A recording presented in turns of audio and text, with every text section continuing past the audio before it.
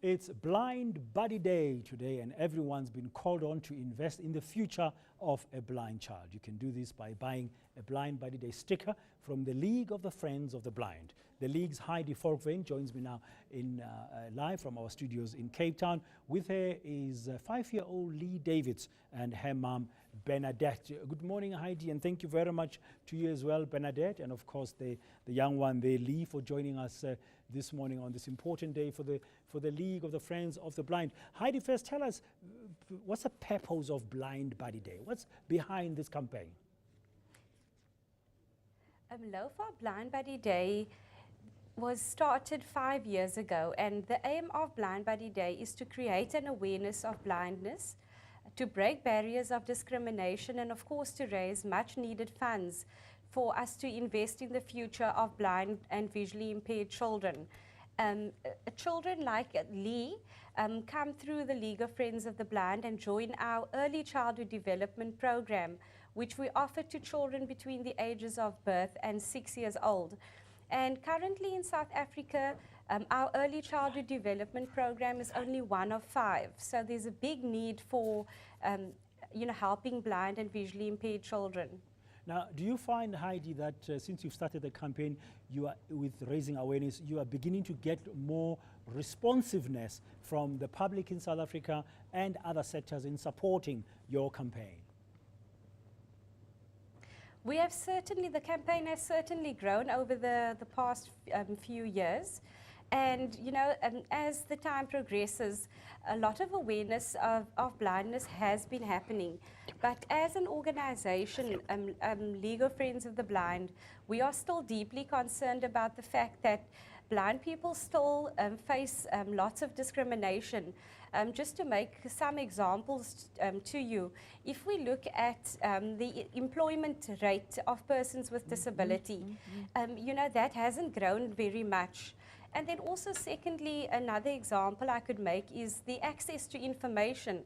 So if I were to walk into a healthcare facility, I couldn't just pick up a pamphlet and be able to read it because it's not in an accessible format. So while a lot of progress has been made, a lot still needs to be made for the inclusion of blind and visually impaired persons in the mainstream of our society. And that is the purpose of Blind Buddy Day, is to create that awareness and, of course, have blind people included in the mainstream of our everyday life. Okay, now I just want to bring you Bernadette now, the mother of Lee. Bernadette, thank you very much as well for joining us this morning. I mean, being a mother of young Lee who's blind, it comes with a lot of challenges. How have you find the support that you're getting around you? How do people respond to Lee?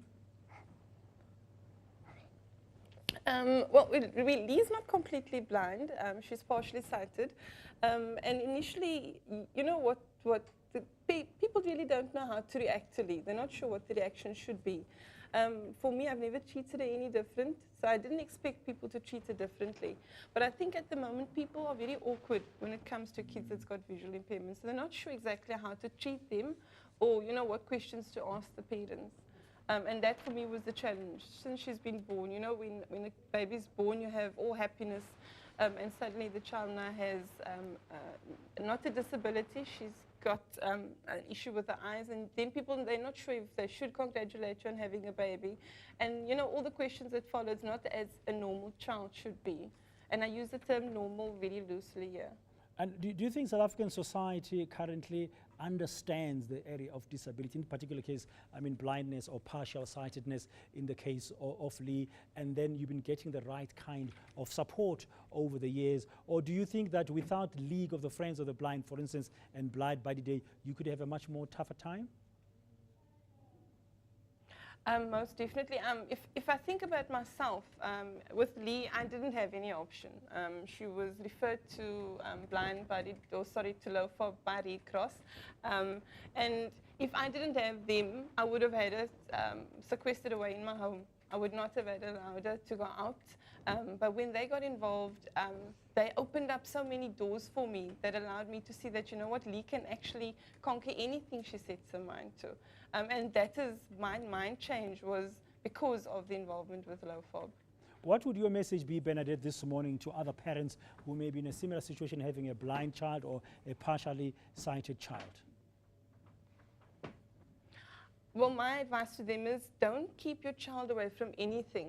I let Lee climb up the chair. If I told her not to do it and she hurts herself in the process, that is part of their growing and their development. And we as parents, we sometimes stunt their growth because we believe that they can't achieve anything. So if you've got a child that's got a visual impairment or that's blind, don't stop.